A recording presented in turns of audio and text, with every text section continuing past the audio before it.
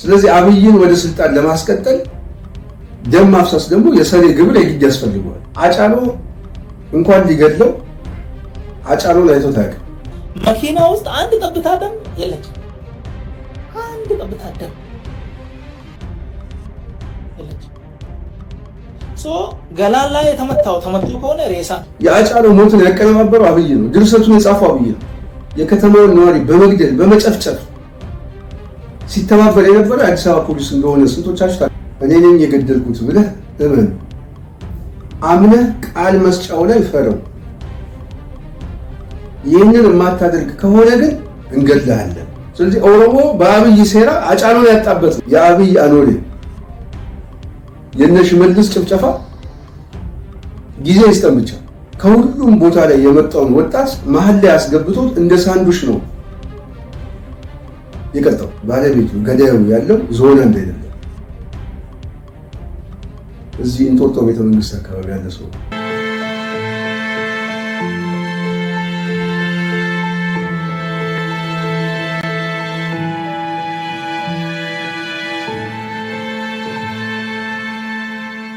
ሰላም ጤና ይስጥልኝ አድማጭ ተመልካቾቻችን፣ የጽናት ሚዲያ ቤተሰቦች እንደምን ቆያችሁ? እንደምን አረፈዳችሁ? በመላው ዓለም የምትገኙ የጽናት ተከታዮች በቅድሚያ ሰላምታችን እያስቀደምን ወደ መደበኛ ፕሮግራማችን እንገባለን። በተለመደው ሰዓት ወደ እናንተ የምናቀርባቸው የተለያዩ ሀሳብ አስተያየቶችን በየጊዜው የምትከታተሉ እንደዚሁም ሀሳብ አስተያየት የምትሰጡ ሁሉ ከልብ እናመሰግናለን። እንደዚህ አይነት ተሳትፏችሁ ሁሉ ጊዜ እንዲቀጥል በአክብሮት እየጠየቅን ጽናት ሚዲያን በዋናነት ላይክ፣ ሼር፣ ሰብስክራይብ ማድረጋችሁን እንዳትረሱ። ሌሎችን በማዳረስ ከጎናችን ልትቆሙ እንጠይቃለን። ጽናትንም ደግፉ። ጽናት የህዝብ ድምፅ ነች። ይህንን ካልኩኝ ዛሬ በዋናነት የምናነሳው በተለይ ከሰኔ 24 ያው የሰኔ እንድምታዎቹ ብዙ ናቸው። ሰኔ 16፣ ሰኔ 15፣ ሰኔ 22 እየተባለ ከሰኔ ጋር የሚያያዝ ችግሮች በሀገራችን ውስጥ በተለይ ከአብይ መምጣት ጋር በተያያዘ የሰኔ ጣጣዎቹ ብዙ ናቸውና ሰኔ ደግሞ ከኔ ጋር በጣም ብዙ የተያዙ ነገሮች አሉ። በጣም የሚገርማችሁ ሰኔ ውስጥ ያለው አገሪቷ ውስጥ ያለው ክስተት ሁሉ በአንድም ይሁን በተዘዋዋሪ በሂደት ውስጥ የጉዳት ሰለባ ከሆኑ ሰዎች ውስጥ ደግሞ አንዱ ደግሞ እኔ ነኝ። የሚገርም ሁሉንም ሰኔ ላይ የጉዳቱ ሰለባ ሆኜበታለሁ። የሆነ ሆኖ ይሄኛው ሰኔ ትንሽ ለየት የሚያደርገው አብይ ለስልጣኑ ሲል ኦሮሞ ሆነ ትግሬ ወይም አማራ ይሁን የትኛውም የብሔር ተወላጅ ማንንም ደም ለማፍሰስ ያለው ጥማት ደሙን አፍስሶ በስልጣኑ ላይ ለመቀጠል የሚያደርገው ሙከራ በደጋጋሚ ምንም እዚህ ላይ መከራከር የሚያስፈልገን እነ ኢንጂነር ስመኛውን የበላ አብይ አህመድ እነ ሰዓረ መኮንንን እነ ጀነራል አሳምነው ጽጌን በሰኔ 15 በዛ የአማራ ክልል ላይ ያሉትን የክልል መስተዳድር ሁሉ እንዴት አድርጎ በሴራ የበላቸው አብይ አህመድ ለአጫሉ ሁንዴሳ ይመለሳል ብሎ ማሰብ ዘበት እና አጫሉ ሁንዴሳን የሰኔ ጦስ ከሆኑት አንዱ ሆኗል ማለት ነው።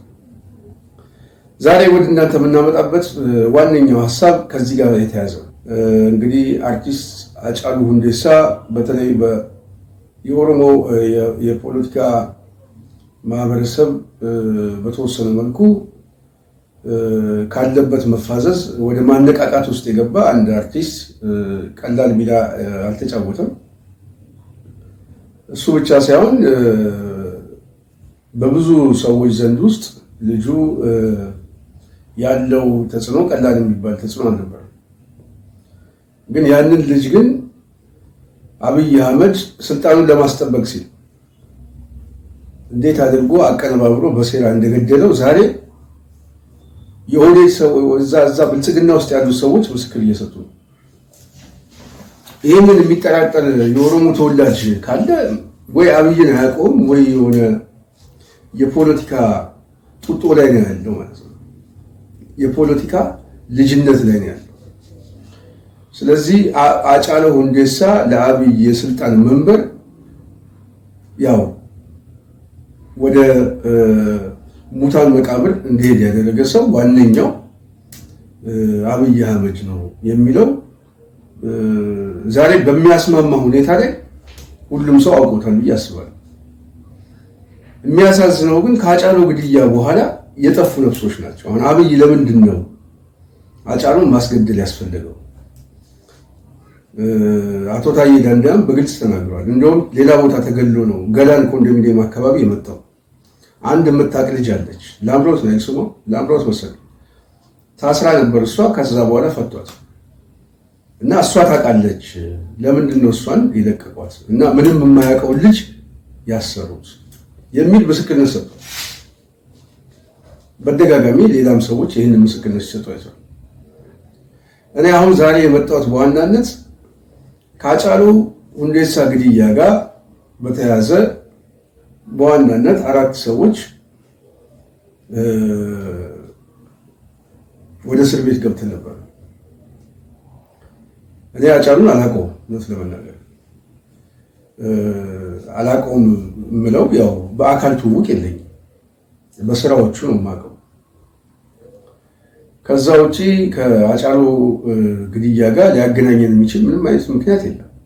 አንደኛ ትውውቅ የለንም፣ ሁለተኛ የፖለቲካ አስተሳሰብም የለም። ግን የጥቃቱ ሰለባ ለምን ሆነን የሚለው አንዱ ማሳያ ስለሆነ ማን እንደገደለው ማለት ነው። ሁለተኛ እነዛ የተያዙ ሰዎች በኦሮሞ ሊቃን ውስጥ ደግሞ በጣም የሚታወቁ ሰዎች የተያዙ ሰዎች ለምን ተያዙ፣ በሰዓቱ መያዝ ሲያስፈልገው ለምንድን ነው የሚለውን በደንብ ማየት የሚችል ሰው ካለ እንደ በኦሮሞ ጉዳይ ያገባኛል የሚል ሰው የሃጫሉን ሁኔታ መገምገም የሚችል ሰው ከሆነ ግልጽ ነው። በሰዓቱ የምታስታውሱት ከሆነ ምርጫ ዝግጅት ላይ አብይ አህመድ ከፍተኛ አጣብቂኝ ውስጥ ነው የገባው። በተለይ ኦሮሚያ ላይ ኦፌኮን የተቀላቀሉት እነ ጃዋርና በቀለ እንኳን ከዛም በፊት የነበረ ሰው ነው አቶ በቀለ እና አቶ ጃዋርን ኦፌኮን ከተቀላቀሉ በኋላ ሊፈጠር የሚችለው የፖለቲካ መነቃቃት ቀላል ነበር። ስለዚህ ኦሮሚያ ላይ በአብዛኛው ብልጽግና የመሸነፍ ዕድሉ በጣም ሰፊ ነበር። የምርጫው ውጤት ደግሞ ብልጽግና ማጭበርበር ደግሞ ከቻለ ደግሞ ሊፈጥረው የሚችለው ኮንፍሊክት በጣም ከባድ ነው። ምናልባትም ኃይል የተቀላቀለበት ትግል ሊጀመር ይችላል። ስለዚህ ኦሮሚያ ላይ ያለውን የምርጫ ሳቦታጅ አብይ መስረቅ የማይችልበት አሁን ተፈጥሮበታል። ውጤቱን ቢለውጠው አመጽ ነው። አመጹ ደግሞ የኦሮሞ ሊቃን ይከፋፍለዋል፣ ማህበረሰቡንም ይበትነዋል። የፖለቲካ ማህበረሰቡ ይበተናል፣ እንደ ህዝብ አይደለም፣ እንደ ፖለቲካ ማህበረሰቡ። ስለዚህ ያ አብይን ስላስጨነቀው ያ ደግሞ ለስልጣኑ ማደጋ ስለሆነ ያለው አማራጭ ምንድነው? ወደ ሴራ ውስጥ ማስገባት።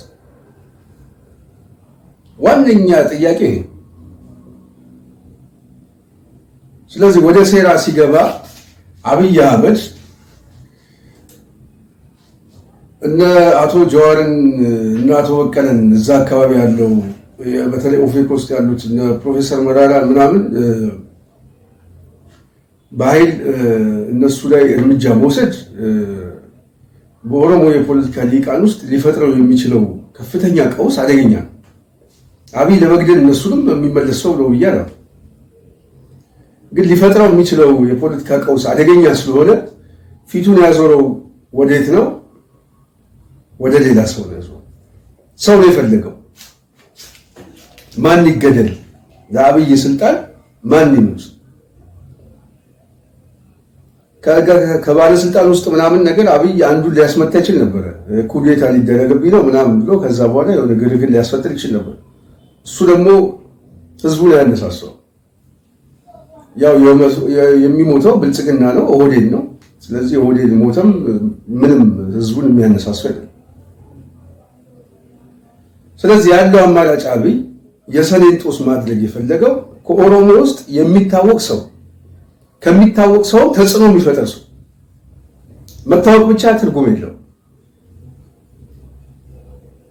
ከሚታወቅ ሰው ተጽዕኖ የሚፈጥር ሰው ተጽዕኖ የሚፈጥረው ሰው ደግሞ ፖለቲከኛ ባይሆን የተሻለ። ምክንያቱም ፖለቲከኛ አብይ በሰዓቱ ሊያስገድለው ሊፈጥረው የሚችለው የፖለቲካ መቀራሪዎቹ ወደ ለየለት ስንጥቃትና ኦሪጂናል ክፍፍል ይፈጥራል። የየራሱ የሆነ አሁንም አለ ኦህዴድ ውስጥ ያለ ክፍፍል አለ። የአርሲ የጅማ ምናምን የሸዋ ምናምን ይባላል። እሱ ወደ ለየለት ጎራ ውስጥ ነው። ስለዚህ ያለው አማራጭ ምንድነው? ከፖለቲከኛው ይልቅ በኪነ ጥበብ ውስጥ ያለ ግን ተጽዕኖ የሚፈጥር ሰው ማን ነው የሚለው አብይ የገመገመው ግምገማ ነው። በአብይ ዙሪያ የተሰባሰቡት የኦሮሞ ሊቃን የገመገመው ይሄ ነው። ስለዚህ አብይን ወደ ስልጣን ለማስቀጠል ደም ማፍሰስ ደግሞ የሰኔ ግብር የግድ ያስፈልገዋል። ምክንያቱም ከሰኔ 16 ጀምሮ በቦምብ የተወሰኑ ሰዎችን ደም እያፈሰሰ የመጣ ሰው በየሰኔ ሲመጣ የግድ ግብር ያስፈልጋል። የደም ግብር ግድ ነው። የደም ግብሩ ግን አሁን የታዘዘው በኦሮሞ የማህበረሰብ ላይ ደግሞ ሆኖበታል። ስለዚህ የሚታወቅ ሰው ማን ይሁን? ተጽዕኖስ ደግሞ የሚፈጥር መታወቅ ብቻ ሳይሆን ተጽዕኖስ ፈጣሪ የሚሆነው ማን ነው የሚለው ግምገማ ሲመጣ ሃጫሉ ሁንዴሳ ከፊት የመጣ ሰው ማለት ነው። ስለዚህ ሃጫሉ ሁንዴሳን ሰኔ 22 ላይ ሲያስመቱት እንዴት ተመታ? ገዳዩ ማን ነው? የት ተገደለ? የት ተገኘ? የሚለው በቂ የሆነ ጥናት አልተሰራም። መረጃውን ያላቸው ሰዎች ግን አደባባይ ላይ እየወጡት ነው። ግን ይሄ በብሔራዊ ደህንነት በምናምን የሚታወቅ ነው። አብይ የሚያውቀው ነው።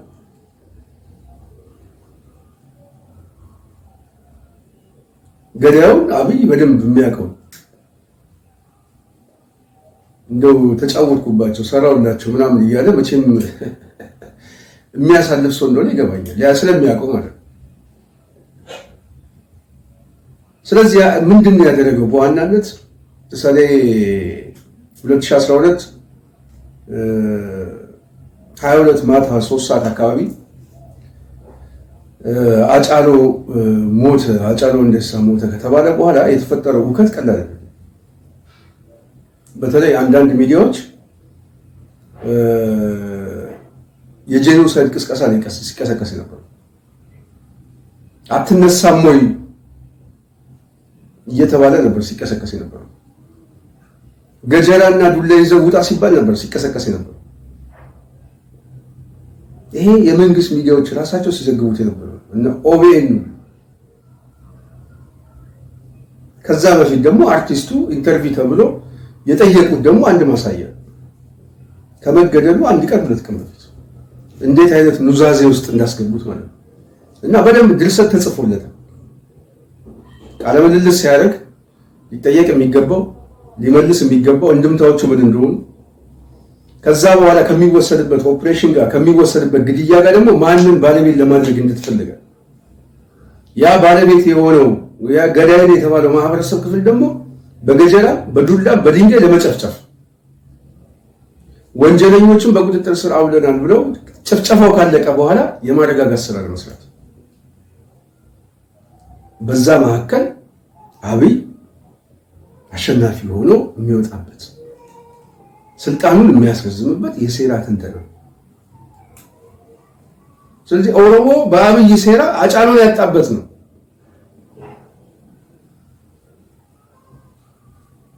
እሱ ግን አይደለም ዋናው እኔን የሚያንገበግበኝ ከሃጫሉ ሞት በኋላ የተፈጠረው ወንጀል ጄኖሳይድ ጨፍጨፋ ነው።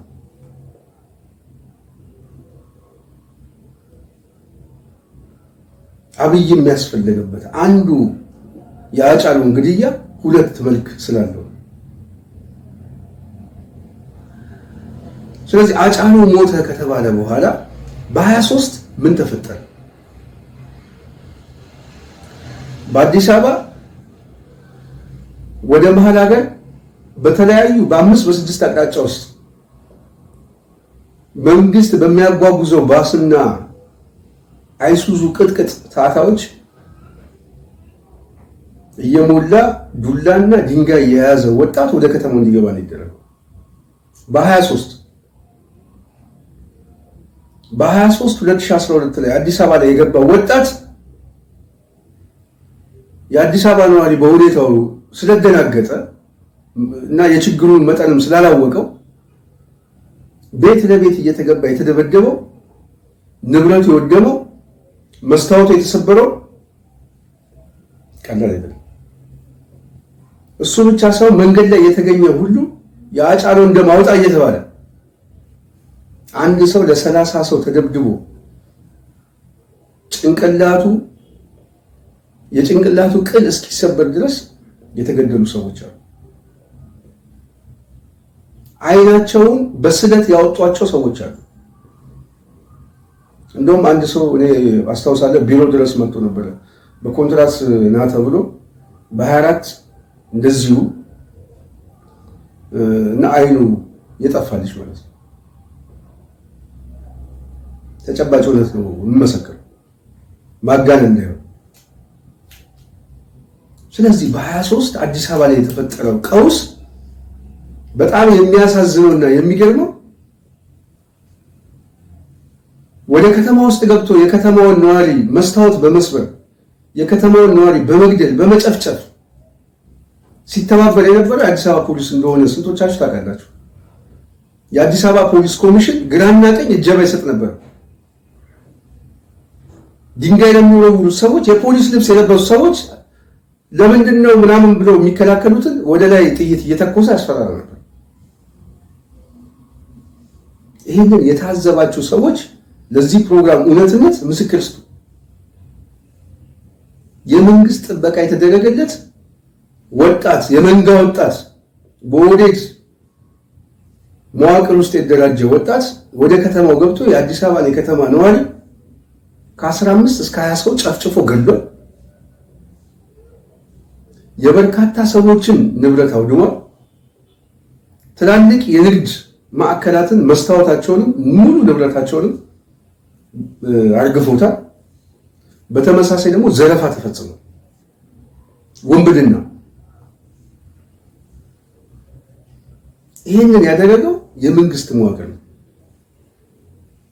ምን በማድረግ ጥበቃ በመስጠት ለገዳዩ ለጨፍጫፊው መስታወቱን ለሚሰብረው ጥበቃ በመስጠት የአዲስ አበባ ፖሊስ ኮሚሽን የለበሱ ሰዎች እንዲሁም ኦሮሚያ ፖሊስ ተገኝቷል። ይህንን አደባባይ ላይ የምናውቀው ያየነው ምስክርነት በምስክርነትም የተረጋገጠ ነው። በሰዓቱ ኔትወርክም ስለጠፋ በሰዓቱ የአዲስ አበባ ነዋሪ ግራ ስለተጋባ ተከላካይ ከመሆኑ ውጭ አማራጭ አልነበረው።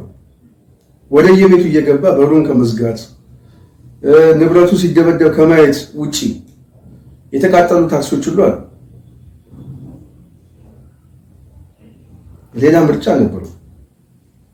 እነዛን ሁሉ ወንጀል ሲፈጸም የነበረው ለአንድ ዓላማ ነው። እሱ ምንድነው? ከወንጀሉ ጋር የተያዘ ከአጫሉ ግድያ ጋር በተያዘ መጠቃት አለባቸው፣ መጨፍጨፍ አለባቸው። በከተማ ውስጥም በተለይ እንደውም የሚኒሊክን ሐውልት ሁሉ እናፈርሳለን ብሎ የገባ መሀት ነበር። እሱ እንኳን በንጋታ የመጣ ነው። ግን በከተማ ውስጥ ግን በወዴድ ውስጥ ጠላት ተብሎ የተፈረጀ የከተማው ነዋሪ ለማስጨፍጨፍ የሄደበት ሙከራ ነው። ስለዚህ የአጫሉ ግድያ ሁለት መልክ አለው። አንደኛው ሽብር ለመፈጸም በከተማው ነዋሪ የአብይ አገዛዝ የወዴድ ብልጽግና የአዲስ አበባ ነዋሪ ላይ ሽብር ለመፈጸም አርፈን ማትገዛ ከሆነ ይበላሃል፣ ይሄ ከግራ ከቀኝ የሚመጣው የቄሮ ወጣት ይበላሃል፣ ያጠፋሃል የሚል የማስፈራራት እንቅስቃሴ ሽብር የመፈጸም። ሁለተኛ ግን በቀል፣ በሶስተኛ ደረጃ ውጤት መቀልበስ። ስለዚህ ውጤቱ አብይ ስልጣኑን የማስረዘም ጉዳይ። ለዚህ አሁን እኔ ምስክርነት ለመስጠት የምፈልገው በብልጽግና ውስጥ የነበሩ ሰዎች የአጫሉ ግድያ ማን ነው ሲባሉ መልስ ስለሰጡ ነው። የሃጫሉ ግድያ አብይ አህመድ ነው እንጠረጥረዋለን። እኔ አይደለሁም የምለው የብልጽግና ሰዎች የነበሩ ሰዎች ናቸው፣ አብይ የሾማቸው ሰዎች። ለዛ አይነተኛ ማሳያ ደግሞ እኔ አንድ የገጠመኝ ጉዳይ ስላለ የእነሱን ማስረጃ ማጠናከር። እንደምታውቁት እኔ የታሰርኩት ምስካየ ብዙኃን መድኃኔዓለም አካባቢ ባለው ጽሕፈት ቤት የባልደራስ ጽሕፈት ቤት በሰዓቱ እኔ እዛ ውስጥ ስለነበርኩኝ በ24 በተለመደው መልኩ በአዲስ አበባ ላይ በተለያየ አቅጣጫ በ23 የተፈጸመው ወንጀል በ24 ለመድገም የመጣውን ወጣት የተለያዩ የአዲስ አበባ አካባቢ የነበሩ ወጣቶች እውነት ለመናገር በግልጽ ለመናገር ትክክለኛና በጣም የጀግና ተግባር ነው የፈጸመው የአዲስ አበባ ወጣት። የጀግና ተግባር ልኩን አስገብቶ በሚገባው ቋንቋ ከሁሉም ቦታ ላይ የመጣውን ወጣት መሀል ላይ አስገብቶት እንደ ሳንዱሽ ነው የቀጣው። መቅጣት ብቻ አይደለም፣ አዲስ አበባ ውስጥ ተመልሶ እንደዚህ አይነት ወንጀል እንደዚህ አይነት ተግባር ቢፈጽም ሊደርስበት የሚችለውን ጉዳት እኔ በጣም የዛን ቀን የተማሩ ይመስለኛል። ከዛ በኋላ ነው የአዲስ አበባ ልጅ የተከበረው። ይሄ ድንጋይ ወርውረን እንመለሳለን የሚለው ምን አሁን የአዲስ አበባ ልጅ የሚቀረው የብልጽግና ላይ መነሳት ብቻ ነው እንጂ ዙሪያውን ከበን ምናምን አዲስ አበባ እናስጨንቃለን የሚለው ግን በፍልጥና በቆመጥ እንዴት አይነት የጀግነት ተግባር እንደፈጸመ እኔ በአይኔ ስላየው እኔ በአዲስ አበባ ወጣት ተስፋ አለኝ ብሎ ሁሉ ጊዜ ለዚህ በአይኔ ደግሞ አይቼዋለሁ። ስለዚህ በ24 ይሄ ቀውሱ በጣም እየተጠናከረ ሲመጣ በተመሳሳይ በ23 ደግሞ አዲስ አበባን ብቻ ሳይሆን ሻሸመኔና ዝዋይ ላይ የተጨፈጨፈው ደግሞ ቀላል ህዝብ አይደለም። ከ400 እስከ 500 ሰው ቤት ለቤት እየተገባ ነው ጭፍጨፋ የተፈጸመው። እንደዚሁም እነ ጀዋር እና አቶ በቀለም እንደዚሁ ከሌላ ቦታ ተወስደው በተለይ ኦሮሚያ ባህል ማዕከል ምናምን የሚባለው እዛ አካባቢ እንደነበሩ ነው እኛም የሰማነው። ከዛ ወስዷቸው ታኬ ነው እንግዲህ አግባብቶ ነው የወሰዳቸው ነው የሚባለው። ለሽምግልና ብሎ ነው የሚሉት። የተገናኘ ነው ወይም ያየናቸው አዲስ አበባ ፖሊስ ኮሚሽን አዲስ አበባ ፖሊስ ኮሚሽን አንዳንድ ክፍል በመስጠት 17 ቀን አቆዩ። እኛን 17 ቀን አቆዩ። አስታውሳለሁ በሰዓቱ እዛም ኢንጂነር ሊቃል ጌትነትን አግኝቼው ነበር። ትዝ ይለኛል።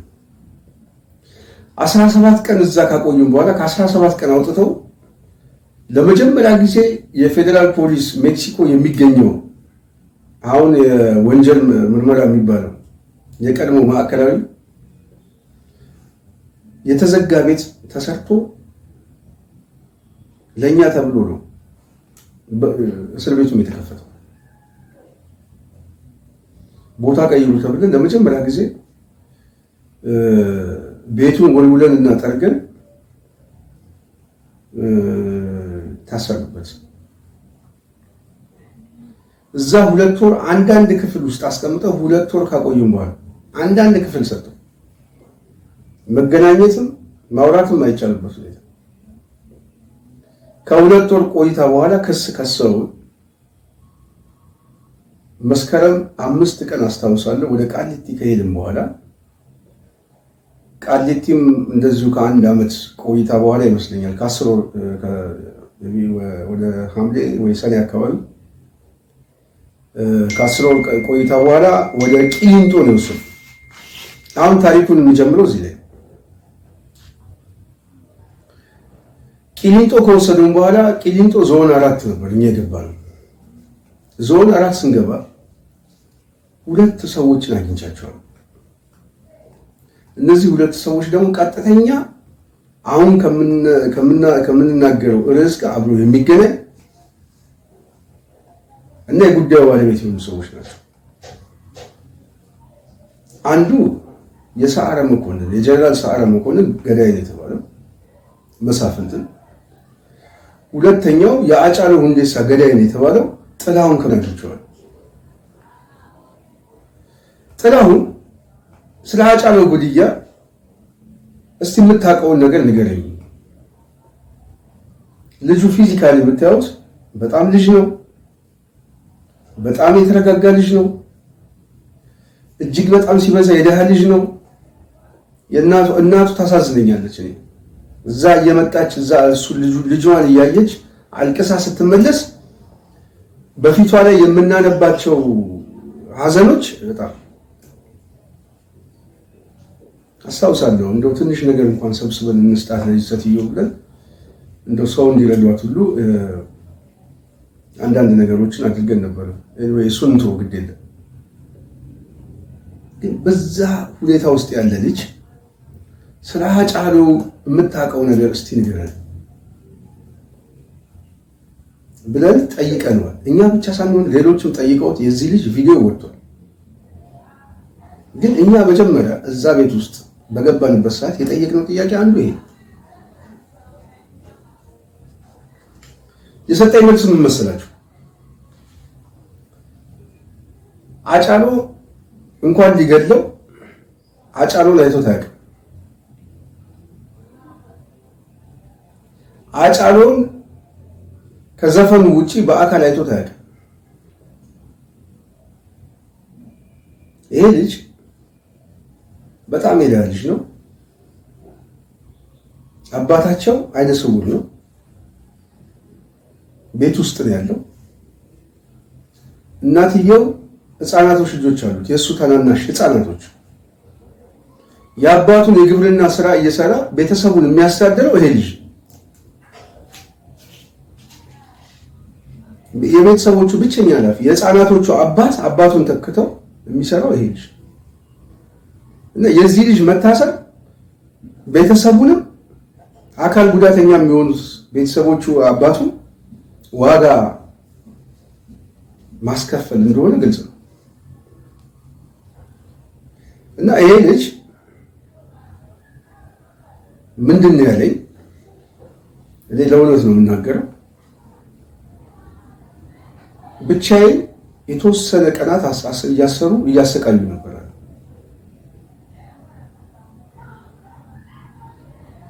መንግስት ሊፈርስ ነው፣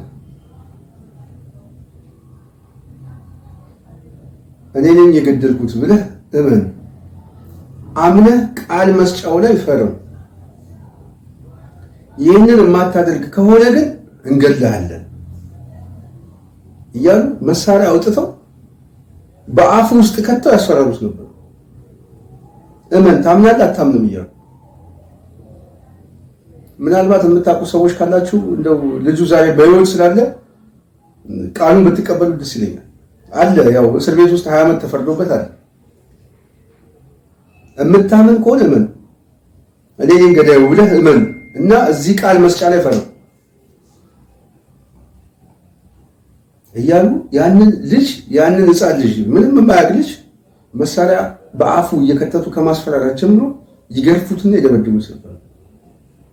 እኔ የማውቀው ነገር የለም ብሎ እስከ መጨረሻ ድረስ ልጁ እውነቱን እያለቀሰም ቢነግራቸው ሊሰሙት ሊያዳምጡት ፈቃደኛ ነበሩ። ምክንያቱም የገዳዩ ባለቤት መስጠት ነው እነሱ የፈለጉት። ይሄ ልጅ ደግሞ ያዙት ደግሞ ገላን አካባቢ ላይ ስራ ይሰራል። እዛ አካባቢ ነው አንዳንድ መኪና ማጠቦች ምናምን እንደዚህ አይነት ነገሮችም አሉ። እና ከዛ ልጁን ከዛ ነው ይዘው የመጡትም ከዛ ነው።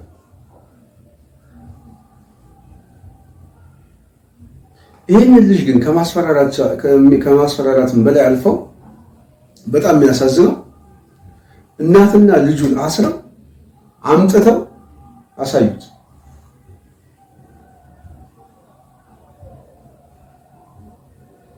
ጥላሁን ይላል እናቴን ባየኋት ሰዓት መቆም አቃተኝ ነው ያለው። እኔ ለማህተቤ ነው የምመሰክረው፣ እውነት ነው የምናገረው።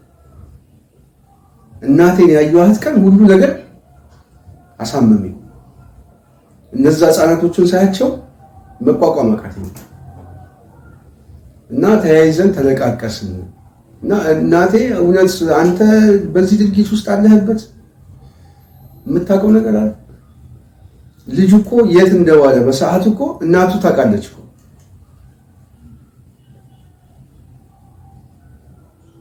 ከቤቱ ያለ ልጅ ተጎትቶ መጥቶ ነው ገዳይ ነው የተባለው።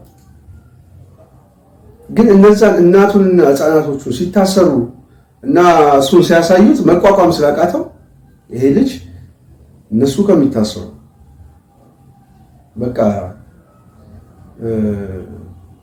እኔ ልፈርምላቸው ብዬ አስገድደው አስፈረሙ። ምክንያቱም እኔ እናቴ ታስራ ማየት አልፈልግም። ስለዚህ ባልፈጸምኩት ወንጀል በማላውቀው ጉዳይ ላይ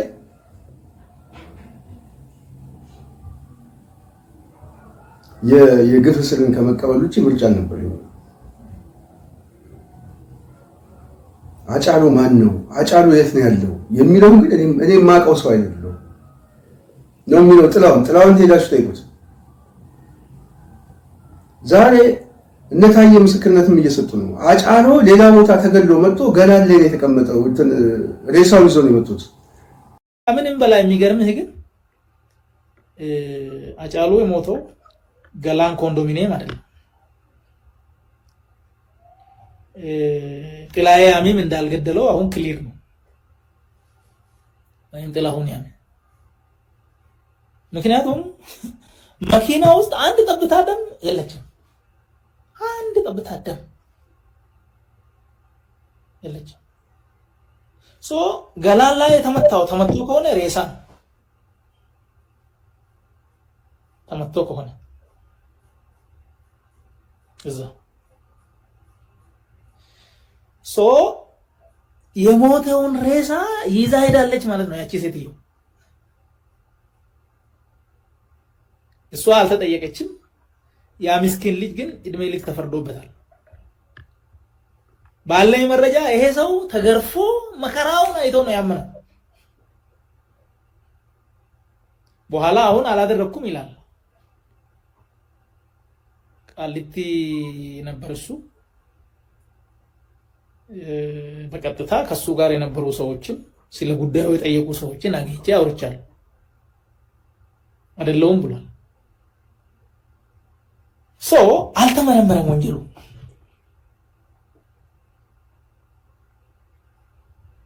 ወንጀሉን ታውቃለች ያቺ ሴትዮ። አደረገች አላደረገች ሌላ ጉዳይ ሆኖ ግን የት ማን እንዳደረገው ግን ታውቃለች። ግን ነፃ ወጣች። ይሄን ሁሉ ስታስብ በፊት የነበረህን አመለካከት ትቀይራለህ ማለት ነው። ስለዚህ አጫሉን አብይ አህመድ አቀነባብሮ ገድሎታል። አጫሉን ከገደለው በኋላ ደግሞ የታሰሩት ሰዎች ለምን ታሰሩ የሚለው መልሱ ግልጽ ነው።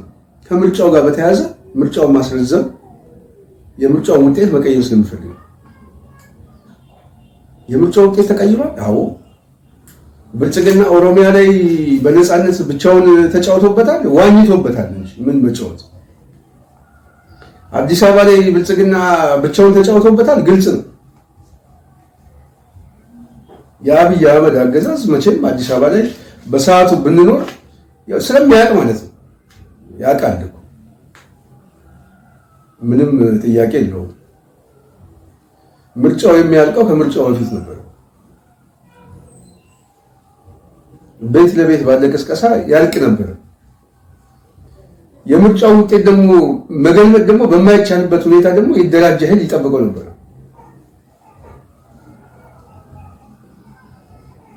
ስለዚህ ያለው አማራጭ የሚፈልጉትን ሰዎች ማጥቃት።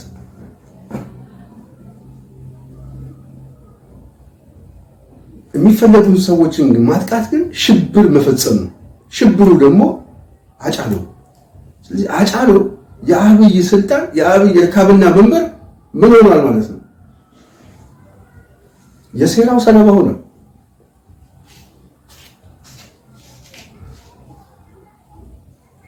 የሴራው ሰለባ ሆነ። ምንም ጥያቄ የለም። የሚያሳዝነኝ ግን ከአጫሉ ግድያ ጋር በተያያዘ ከኛ መታሰር በላይ በሻሸመኔና በዝዋይ ላይ የተጨፈጨፉት ተለይተው በማንነታቸው የተጨፈጨፉት አማሮች፣ የሌላ ብሔር ተወላጆች፣ ኦርቶዶክሶች ተለይተው ቤታቸው እየተቃጠለ ሕፃን ልጅ የ10 ዓመት ልጅ አባቷ በድንጋይ ተጨፍጭፎ ሲሞት አይኗ እያየ አይታ በሽተኛ የሆነችበት ታሪክ ዛሬ ድረሳለች። የአእምሮ በሽተኛ የሆነች ሕፃን ልጅ የ8 ወር እርጉዝ ገለው ልጆቿ ፊት ዛሬ ድረስ በሽተኛ የሆኑ ሰዎች አሉ። ከ500 እስከ 600 ሰው ሚኒመም እንደው ተጣራ እንኳን በተባለው ከ300 እስከ 400 ሰው ይፋደርባል። ግን ከዛ በላይ እንደሆነ ቁጥሩ ግልጽ ነው። በአዲስ አበባ ብቻ ከ15 እስከ 20 ሰው እንደሞተ የሰብአዊ መብት ኮሚሽንም የተለያዩ ገለልተኛ ተቋማትም የተረጋገጠ መረጃ ነው። ስለዚህ አጫሉ ጉዳይ ላይ ፕሮግራም ጠቅለል ሳደርገው ማን ገደለው? ማን አስገደለው? እነ ሳራን ማን ገደላቸው? ማን አስገደለው? ሳራ ሲገደል ሳራ ከመገደሉ በፊት ለመሳፍንት ማን ነው ስልክ የደወለለት? ይሄን የሚያውቃለ? ስልክ የደወለው ልጅ ምን ሲለው ነበረ? ስልክ የደወለው ልጅ ታስሮ ነበር፣ ተፈቷል። ሲናገረው ግን የነበረው ነገር ምንድን ነው? ደውሎ ምን አለው? ይሄን የሚያውቅ ሰው የለም። ይሄንን አንድ ፕሮግራም ደግሞ እንሰራበታለን። ስለዚህ አስገዳዩ አብይ አህመድ ነው። ገዳዩ ሌላ ሰው ሊሆን ይችላል። አስተኳሹ ግን አብይ ነው። አጫሎ ላይ ያስተኮሰው አብይ ነው። የአጫሎ ሞትን ያቀነባበረው አብይ ነው። ድርሰቱን የጻፈው አብይ ነው። ስለዚህ በአጫሎ ሞት አብይ ተጠቅሞበታል። ምን በማድረግ? ስልጣኑን በማስረዘም። ግን እሱ ብቻ አይደለም። በአጫሎ ሞት ደግሞ የሺዎች ነፍስ ጠፍቷል። የሺዎች ንብረት ወድሟል። ስለዚህ አብይን ለማሰብ አብይ የአጫሉ መታሰቢያ ብሎ አዲስ አበባ ላይ ሐውልት ተክሏል። እሱ ችግር የለውም። ግን አዲስ አበባ ላይ የሞቱ ሰዎችን ለማሰብ ነገ ጠዋት እውነቴን ነው የምናገር፣ ነገ 2010 ይመጣል፣ የማይቀር ጉዳይ ነው። የአብይ 2010 ይመጣል፣ ተመልሶ ይመጣል። ያ 2010 ግን ሲመጣ አዲስ አበባ ላይ የሞቱ ሰዎች ሰማዕታት በተመሳሳይ ከአጫሉ አጠገብ ሐውልት ይሰራላቸዋል፣ መታሰቢያ ይሰራላቸዋል። እዛው አጠገቡ ጋር የ20 ሰዎች መታሰቢያ እዛው አጠገቡ ጋር ይሰራላቸዋል። ሚዛናዊ እንድንሆን፣ ፍትሃዊ እንድንሆን እና አዲስ አበባ ላይ የተፈጠረው ጭፍጨፋ፣ አዲስ አበባ ላይ የተፈጠረው ጄኖሳይድ ሁሉ አብይን በዛ መንፈስ ለማየት እዛው አጫሎ እዛው መስቀል አደባባይ አካባቢ ካለው ሐውልት አጠገብ የማይቀር ጉዳይ። በተመሳሳይ ዝዋይና ሻሸመኔ ላይ የተፈጸመው ራሱ ልክ እንደ አኖሌ መታሰቢያ ይሰራለታል። የአብይ አኖሌ የነ ሽመልስ ጭፍጨፋ ጊዜ ይስጠን ብቻ ማለት አንድ ቀን እናየዋለን። አንድ ቀን ይሄ ትዕቢት ይተነፍሳል። አንድ ቀን ይሄ ውድቀታችሁ ይመጣል፣ ከፊት ይመጣል። ከፊት ሲመጣ እውነተኛው ገጽታ፣ እውነተኛው መልካችሁ ማን እንደሆነ እኛ ሳንሆን ህዝቡ ራሱ ይናገራል። ተስፋ አደርጋለሁ። ስለዚህ የሰሜን መታሰቢያ በዋናነት ዛሬ ወደ እናንተ መምጣት የፈለኩት አጫሉን ማን ገደለው ለሚለው እኛ ሳንናገር ብልጽግና ውስጥ ያሉ ሰዎች ዛሬ ብልጽግና ማን ነው? አብይ አህመድ ማን ነው? ይሄ ሰውዬ የኦሮሞ ማህበረሰብን ብቻ ሳይሆን አገሪቷንም እያፈረሰ ነው።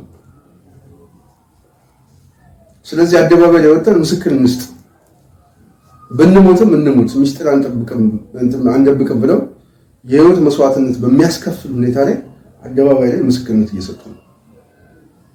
የነሱን እውነት ተነስቼ ነው ጥላሁን ገዳይ ነው የተባለው አሁን 20 ዓመት ተፈርዶበት ዞን 1 የሚገኝ ቃሊቲ፣ እኔ ከፍርድ በፊት ቂሊንጦ ዞን 4 አግኝቼው ስለ አጫሉ የጠየኩትና የሰጠኝ መልስ ነው። አጫሉን ልገሉ አይደለም፣ አጫሉ ማን ነው የሚለው በአይኔ አይቼው አላውቅም። የሰጠኝ መልስ ነው። እናቴንና ልጆቼን አስረው ሲያሳዩኝ ግን አንተ ገዳይ ነህ ለሚሉኝ ሰዎች እንድፈርም አስገደዱ። ጠበንጃ በአፌ እየከተቱ ሽጉጥ እንገላለን እናጠፋለን በኤሌክትሪክ ጎማ እየደበደቡት እጅና እግሩ እስኪቆስል ድረስ። ይሄ ሰው ታዲያ እኔ ገዳይ ነኝ ብሎ ቢፈርም እንፈርድበታለን? ማስረጃውና እውነታው ግን የሚያሳየው ግን ባለቤቱ ገዳዩ ያለው ዞን አንድ አይደለም። እዚህ እንጦጦ ቤተመንግስት አካባቢ ያለ ሰው እሱ ችግኝ ይተክላል፣ እሱ ልጅ ያሳድጋል፣ እሱ ይዘርፋል፣ እሱ የሰው ደም ያፈሳል፣ እሱ እንደፈለገ ይኖራል። የድሃ ልጅ ግን በሐሰት ክስ ታስሮ ዛሬ እስር ቤት ነው ያለው። ይህንን ለማለት ነው። በሚቀጥለው በሌላ ፕሮግራም እንመጣለን። የጽናት ሚዲያ ቤተሰቦች ዛሬ በዋናነት ወደ እናንተ ያሰብኩት ሰኔ 24ን አስመልክቶ ሃጫሉን ማን ገደለው፣ እንዴት ሞተ፣ ገዳዩስ ማን ነው የሚለውና እንድምታዎቹን በተወሰነ መልኩ ለማየት የሞከርንበት ፕሮግራማችን ነው። ቀንን አስመልክቶ ነው በዋናነት ወደ እናንተ በዚህ ፕሮግራም ለመምጣት ያሰብኩት። በሌላ ጊዜ ሌላ ፕሮግራም ይዤ እስክመጣ የዛሬው በዚህ ያበቃለሁ። ሰላም።